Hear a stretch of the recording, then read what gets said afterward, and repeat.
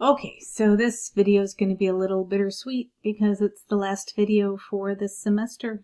So there's good and bad in that. But let's focus on the good. Let's learn about proof by math induction. So proof by math induction is what it sounds. It's another form of mathematical proof. Some of you guys may have studied geometrical proofs back in Integrated 2, but this is math induction, and it can be used for something like this. So these are problems like we've been doing for the past few weeks. So we're given this series, and we know the nth term of the series, and we know the nth partial sum. Or we think we know. What if we want to prove that this is actually true? That the sum of the first n terms is equal to this formula. And we want to know that it's true for all, and this means n exists in the set of natural numbers. This symbol right here means exists in. This symbol means the set of natural numbers. And the set of natural numbers, think about when you were a kid, you first started learning to count, you naturally learned with 1, 2, 3, and so on. So we want to show that this formula is true for all values of n in this set of 1, 2, 3, all the way up towards infinity.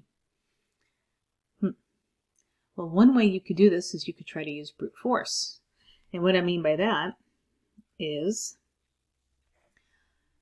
we have this formula, the nth partial sum. Does it equal this? Well, let's just plug it in one at a time. Let's try for n equals 1. For n equals 1, we take the first term, and does it equal this formula when n is 1? And you plug it in, and then, oh, hey, look at that. It works. Okay, so let's look at n equals 2. When n equals 2, we're going to add up the first two terms, and we take this formula, and we let all those n's equal 2.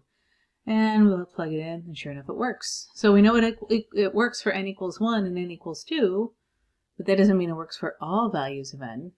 If we want to show it works for all values of n this way, then we'd have to try it for n equals 3, and then n equals 4, and then n equals 5, and we'd have to try it for all values of n in the set of natural numbers.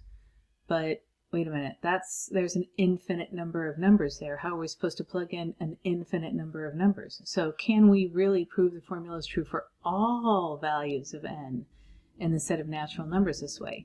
And the answer is you can't. There's not an infinite number of or amount of time. So this is where math induction is really elegant, and it works. So let's just take a look at this idea here.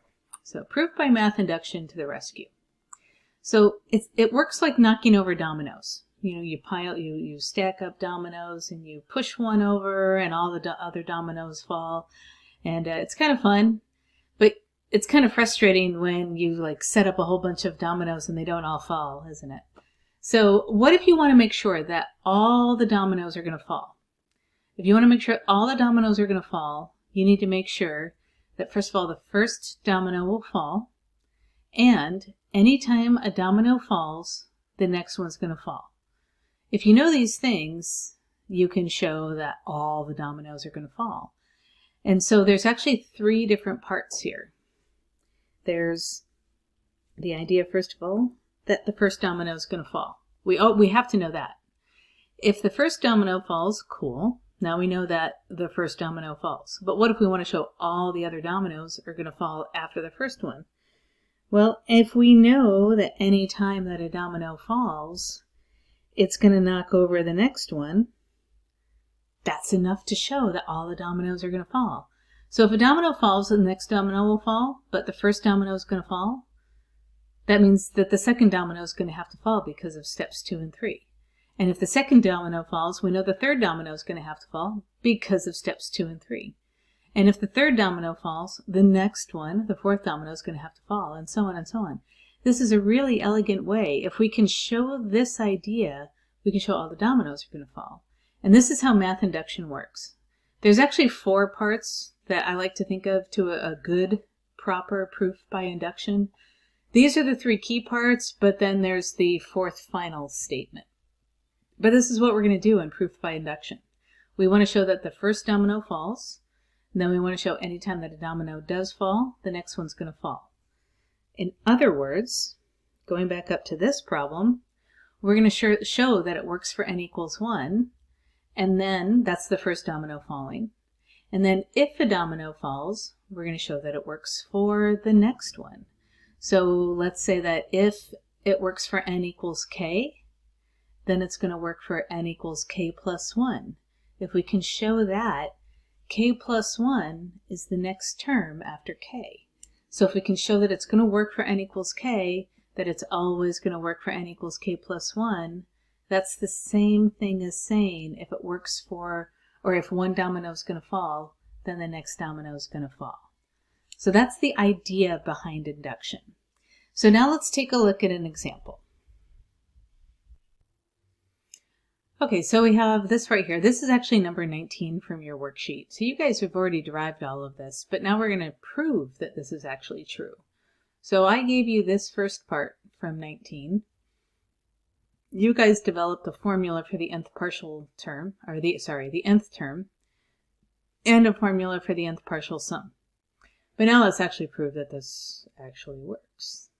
So we have to do the domino thing. We're going to use proof by induction. We want to show that the first domino is going to fall, so we're going to show that it works for n equals 1. Then we're going to show that if the domino falls, that the next domino is going to fall. So we're going to show that if it works for one term, it's automatically going to work for the next term. And that's all we need. So the way that it works for step 1 is it's going to look like this. We're going to show the formula is true for n equals 1, because that means the first domino is going to fall. So remember what that means is n equals 1, we're going to look at just the first term. So 1 over 1 times 3. And then we're going to take this formula and let all the n's equal 1. So 1 over 2 times 1 plus 1. So we're going to show that this works. Now, it's not enough to just leave it like this. Like most of you can probably look at this and go, oh yeah, those two fractions are equal. But you actually have to show it. In a proper proof, if you're going to show that something's true, an equation is true, there's two things. One is you don't want to do something to both sides of the equation. And what I mean by that, you know when you're solving an equation, you can multiply both sides by the same thing or add the same thing to both sides. You're not going to do that. You're going to work each side independently, and you have to show that the two sides are equal by making them look identical. And so what I mean by that, like right now, they don't look identical. We know that they are equal, but they don't look identical. But we know that this first fraction, 1 times 3, is just 3, so that's going to be 1/3. And the second fraction, 2 times 1 plus 1, that's going to be 3 in the denominator, so that's also going to be 1/3. And now they look identical, so now you have proven that they're equal. So a proper proof, that's what you have to show. So we got that. Step 1's not bad. Just take the first term, let n equal 1 in the formula, boom, it works. Okay, now what does steps 2 and 3 look like? Steps 2 and 3 go together, because steps 2 and 3 are if a domino falls, the next domino is going to fall. Or if it works for one term, it's going to work for the next term. And what that looks like is this. So this is if it works for one term. So we're going to assume the formula is true for n equals k. And you may go, wait, you can't assume something in a proof, but look at what we're actually assuming. We're just going to let the n equal k. That's all we're doing. We're just basically changing the variable. But this is just saying if it works for one term. We're not saying that that's automatically just that one statement's going to make it make the whole proof work. But this is just part of it. If a domino falls, if the formula is true for one term, if it's true for n equals k. So I'm just going to take this formula and replace all the n's with k. So step 2 is kind of a no-brainer. Like literally you take the formula, you let all the n's equal k. Boom. So we know it's going to work for one term. We know it's going to work for the first. And if it works for one term, now let's show that it's going to work for the next term. So that looks like this. So what's the next term after k? K plus 1. So we're going to show the formula is true for n equals k plus 1. If we can show this is true, then we know that it's going to work for all terms. We know it's going to work for the first term. And if it works for one term, it always works for the next term. It's going to work for all terms. So we just have to show this.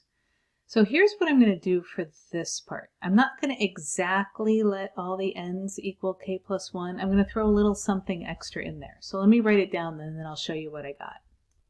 Okay, so I have this first part right there. Letting these n's equal k plus 1, that's this fraction right here.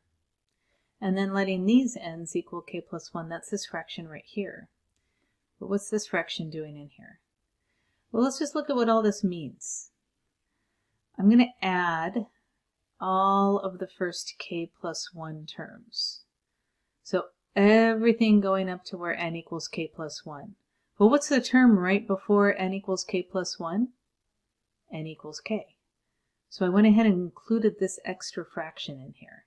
And I'll show you why. Some of you may already see it. I'm going to use step 2 now. This is part of our reason for doing step 2. Look at all of this. That is this part right here.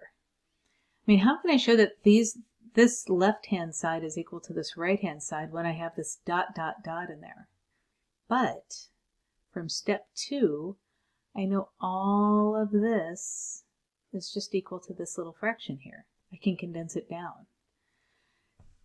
So I can say that all of that is equal to k over 2k plus 1. And then I have this fraction. And remember, I let n equal k plus 1. So I'm going to just simplify this. I got to distribute the 2. So it's going to be 2k plus 2 minus 1. So in the bottom, it's going to be 2k plus 1. And then here I'll have 2k plus 2, or sorry, 2k plus 2 plus 1. That's going to be 2k plus 3.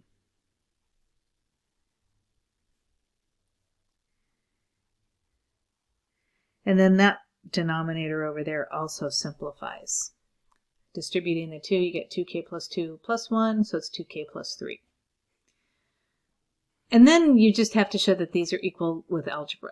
So let's, right here, this is the key, and then after that it's just algebra. Now I say just algebra like, oh, it's just algebra. It's not always the easiest algebra, but it's just algebraic manipulation. So we show that a formula is true for n equals 1. So we take the first term and set it equal to the formula where n is 1. And then we assume the formula is true for n equals k. So just copy the formula down, letting all the n's equal a k. Now we show the formula is true for n equals k plus 1.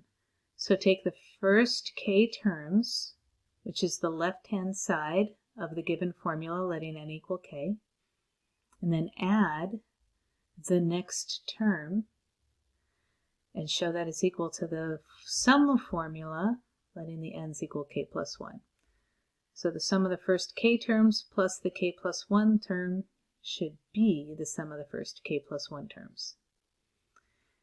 Then you can take this from step 2 and condense it down to this, and now it's algebra.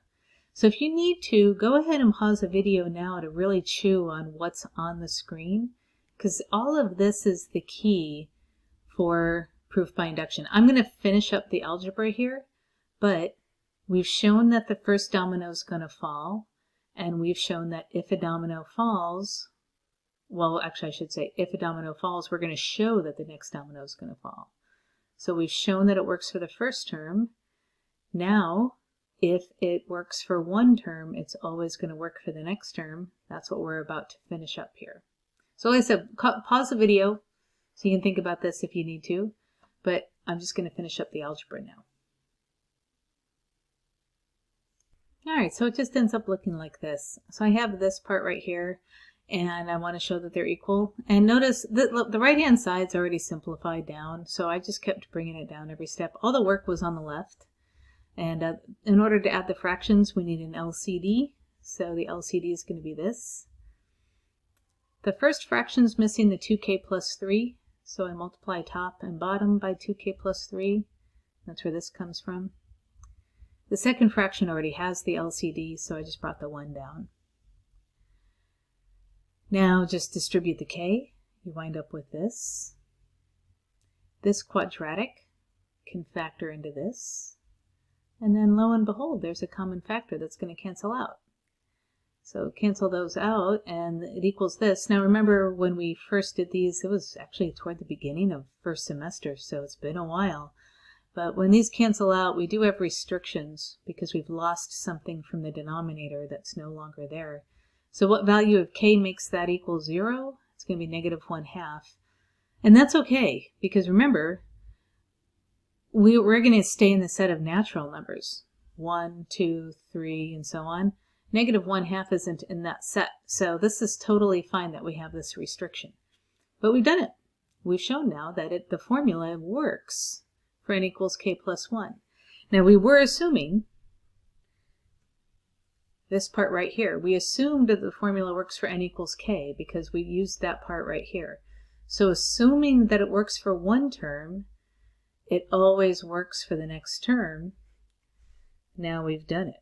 We've shown that it works for all terms. And then we have our final step. Our final step is just the final statement. So therefore, if you've never seen these 3 dots that make a triangle, in math it stands for the word therefore. So therefore, the formula is true for all n in the set of natural numbers. And you're done. But just don't forget this last step. And that's proof by induction. So let's kind of recap what we did.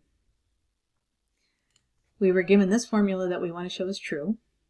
So we first showed that it's true for the first term. And then as long as it works for the first term, and it works for any term, it's always going to work for the next term. And so that's pretty much it. We've knocked over the first domino, and if a domino falls, the next one's going to fall. Therefore, all the dominoes fall. So it looks like a lot, and it's one of those very conceptually, it's hard to kind of wrap your brain around what's necessarily happening. But remember, all we did was we showed that it works for n equals 1. And then steps 2 and 3 show that when it works for one value, it's going to work for the next value. So if it works for 1, then it's going to work for 2, because that's the next value. And if it works for 2, it's going to work for 3, because that's the next value. And if it works for 3, it's going to work for 4, because that's the next value. And so these two things together prove the infinite number of terms for us without actually plugging in each one of these values individually. It's actually quite clever. I'm not sure who it was who developed proof by induction, but when you think about it, it's quite clever in how it works. So that's proof by induction. If you got it and you feel confident about your algebra, go ahead and you can just jump right into the homework now. I'm just going to do a couple more examples. They're going to be exactly the same structure. The algebra is going to be slightly different on them. I picked them because they get a little different. So when you're doing your homework, when you're doing this step 3, this step 3 can look a little different, just like this part right here where you're trying to show this left side equals the right side, because it might be different structures. And so we're going to take a look and see how that works so you can get ready for your homework. But that's it. That's proof by induction. Okay, so I already have this one worked out, so I'm just going to do it with you. But let's say that we want to do this example. Like I said, I'm just choosing ones off of your worksheet. So this is number 8 from your worksheet. So it looks pretty similar to what we did before, but you're going to see it gets a little more complicated. So we want to prove that the formula for the nth partial sum is true for all n in the set of natural numbers for this equation here. So how do we do it? So remember the 3 steps. You got to show that the first domino is going to fall. You want to show the formula is true for n equals 1. And so that's all I did. We want to take the first term, and we're going to let n equal 1 in this side, and you plug it in, and you're going to find that it works. And again, notice I'm working it all the way down until both sides look identical. And I never did something to both sides. Like it may be tempting, well, let me multiply both sides by 6 to get rid of this fraction. You're not allowed to do that. And it's because, I mean, without going too much into it, we talked a little bit about extraneous solutions this semester. When you do something to both sides of an equation, That's where you can get into trouble with those extraneous solutions. You may be causing something to be true that isn't necessarily always true. So that's why in math, when we're proving that an equation is true, we just look at each side individually and independently from each other, and we don't do something to both sides of the equation. So anyway, it works for n equals 1. Now assume it's true when n equals k, and I had to scroll it off the screen, but this is the same exact formula, but I just let all the n's equal a k. But now we want to show that it's going to be true for n equals k plus 1. So remember what the next step is going to look like. I'm going to start with the first k terms, and then I'm going to add the k plus 1th term onto it. So I'm going to let these k's turn into a k plus 1, and then these k's turn into a k plus 1. So it ends up looking like this. So here's the sum of the first k terms, and then I let that k be k plus 1, that k be k plus 1. So now this is the next term, and then this k is k plus 1, that k is k plus 1, and that k is also k plus 1. And so this is the formula for the nth partial sum, but I let n equal k plus 1. So let's take a look. When we take the sum of the first k terms plus the next term, that's the sum of the first k plus 1 terms. And so this side here is going to be the sum of the first k plus 1 terms also. So that's a key part. And then the next step, now we can plug in what we have from step 2. All of this is equal to this fraction. All of this is going to be equal to that fraction. And so that's what we have here. All of this, I just made that fraction, is simplified here. And I'm going to start working on this stuff also. I have to square k plus 1 there, and I'll have to distribute and all of that good stuff. So that's where this line comes from. I'm just going to go ahead and scroll all the way up. There's a lot of stuff going on here. So actually here, I'll come down one thing. My LCD is 6. I want to go ahead and combine these into one fraction, because this side is equal to one fraction. Think of this kind of like the trig identities. You know, how can I make this side look like this side? Well, this side's one fraction, these are 2. I have to combine these into one fraction. So I need an LCD of 6. So this numerator is not going to change because I already have the denominator of 6. So there's that. But I need the denominator of 6 here. So I have to multiply top and bottom by 6, and that's where this comes from. Just this numerator with a 6. But over here, now I'm going to do something different. Remember, I'm going to change each side independently. So first thing, I squared the k plus 1, which is this part right here. I also went ahead and distributed the 21 right there. Okay, wow, there's a lot of stuff here. So then the next thing, I distributed the k to this quantity. Before distributing the 6, I went ahead and multiplied these two things out and got that. Here I distributed the 4, and then I went ahead and combined 21 and 35 to get 56. Oof. All right, now I'm going to take this. Before I can combine like terms, I'm going to have to distribute the 6. So these 3 terms stayed the same, but I distributed the 6 across everything. Over here, I just combined the stuff in the parentheses here. And then I combined my like terms, and I got this. Now, you have your choice at this point. I need to show that this side looks like this side. Now, one way you can do it is I could multiply k plus 1 times all of that. And when you do, you will see that it does equal all of this. But I chose not to do that because I remembered synthetic division, and because I know the factor I'm looking for. In order for this numerator to turn into this numerator, if I could factor out a k plus 1, that would do it. So in case you forgot how synthetic division works, take all the coefficients and you list them. And remember, if something was missing, like we went from cubed, an exponent of 3, down to 2, down to 1, down to 0, If anything was missing, we'd need a placeholder of 0 in here, but we don't have any term missing. They're all there.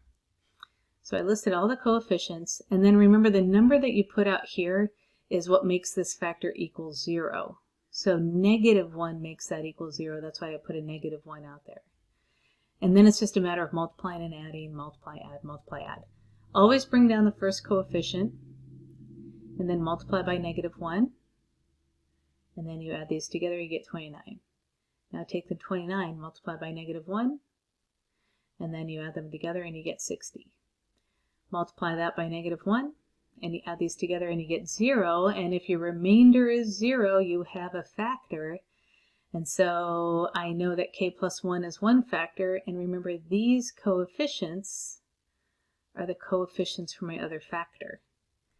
And then, oh, well, look at that. How convenient is that? That ends up being this side right here. Haha. So it was just a lot easier to just do this synthetic division than multiplying this out. Multiplying this out, though, wouldn't have been that bad, but this was just that much easier. So I went ahead and did that, and voila, we got both sides looking identical, so it works. So like I said, the step 3, the algebra in step 3, that's where all the work is going to be on these problems. But once you can get both sides being equal, then you can put your final statement, whoops, and that is formula is true for all n in the set of natural numbers. So there's that one. We're going to do one more example together. This one's going to have exponentials in it, where the variable is in the exponent. So again, the algebra is going to work a little different, but the idea is the same. You're still going to show that it works for n equals 1. You're going to assume that it works when n equals k, and then you're going to show that it works for the next term, n equals k plus 1. So one more example. Okay, so here's the last example right here. This is number 13 from your worksheet in case you're curious, but we want to show that this formula is true for all n in the set of natural numbers. Now, I definitely encourage you, pause the video and see how far you can get. The algebra does get tricky in step 3 on this one because of the exponential part, but you guys should be able to, if you understood what was going on up until now, then you should definitely be able to do steps 1 and 2 and the first part of step 3. So pause the video, give it a shot, and see how you do. All right, step 1 actually did have a trick in it already. But the first thing is just take the first term and then let it equal this formula, but I let that n, there's only one n in it, so I let that n equal a 1. And then 1 plus 1 is 2, so now we have negative pi squared. How in the world is this going to equal pi? Well, think about your rules of exponents. If we have negative pi squared, that's the same thing as negative 1 squared times pi squared. And then negative 1 squared, that's just positive 1. So the numerator becomes pi squared plus pi right there. And then once you can get here, then it's much easier. Now you can factor out the pi, and then those cancel out, and you get pi equals pi, and so you're good. And all right, so that's step 1. So what does step 2 look like? All right, step 2, this is all there is to it. Remember, you're going to assume the formula is true for not n equals k plus 1, n equal k. So you literally take the formula from above and let all of the n's equal a k. And you wind up with that. That's step 2. So now step 3. Okay, so the first part is take the first k terms. So this is the left side of step 2. Then I took the formula for the nth term and let the n's equal a k plus 1. And then I took the formula for the nth partial sum and let the n equal a k plus 1. So somehow I need to show that all of this is actually true. Whoa, so where did all this come from? Well, don't worry, I'll walk you through it. It does get tricky, and there's some sneaky tricks using rules of exponents that come up, and that often comes up when you're dealing with exponentials, when your variable is in the exponent. Okay, so we had all of this. Remember, all of this is from step 2. So all of that just equals this fraction. So let all of that equal that fraction. And then I copied this term down and I copied this fraction down. So that's where this line comes from. And then I need a common denominator. There's a 1 plus pi here, but there's a 1 for a denominator here. So 1 plus pi, excuse me, is going to be my denominator. So I just copied this first numerator down right here. And then the second numerator gets multiplied by 1 plus pi. But then I can combine it together. So that's where this comes from. Now, obviously there's a 1 plus pi in the denominator, so that's cool. It's all the work is going to be in the numerators. So how in the world does all of this equal that? Now it's going to be tempting because the 1 plus pi, that's not going to change. Let's just drop it, but gee, I can't. It's going to have to come down every step. So just copy it down. Okay, so here's my thought. It took me, the first time I did this problem, I was like, let me see here. Let me look at this numerator and compare it here. There's a plus pi. There's a plus pi here. So I'm going to guess I'm not going to do anything at all with this term. But somehow these terms combine into that. So this is where my work is going to be. Well, I have a 1 plus pi up here, but there's no 1 plus pi in the numerator. So I think I need to distribute this first across there. So that's what I did. So here's that part. Brought down the plus pi. Then I multiplied this times 1, and I got that, stayed the same. And then I multiplied all of this times pi, and it looks like that. So that's where this line came from. That's all I did was take this and distribute it. And then for the next term, the only thing I did, let me just move it up a little bit. This term stayed the same. Oh, actually it's going from here to here. This term stayed the same. This term stayed the same. This term stayed the same. But here I'm multiplying two things with the same base. So pi to the k plus 1 times another pi is going to be pi to the k plus 2. You can add the exponents. That's all I did. Everything else stayed the same. Okay, so I have a k plus 2. That's interesting because I'm going to want that. Okay, so my thought then was, I think I need to do something with this term to make it look like that, but somehow I don't want these terms anymore because they have a k plus 1 for the numerator, not a k plus 2. So then my focus was on these two terms. Now here's another sneaky trick you can do with exponents. I'm going to scroll all this up. When you have a base to a power, you can, and the base is a product, you can split that up. So I have a negative 1 to the exponent times the pi to the same exponent. And then I did, and again, everything else stayed the same. So I just moved the plus pi to the end because that's where it's going to end up being. But this term came down, this term came down. Okay, so let's look here. Look at these two terms. So I just reordered terms so I could focus on these. If I could get these to cancel out.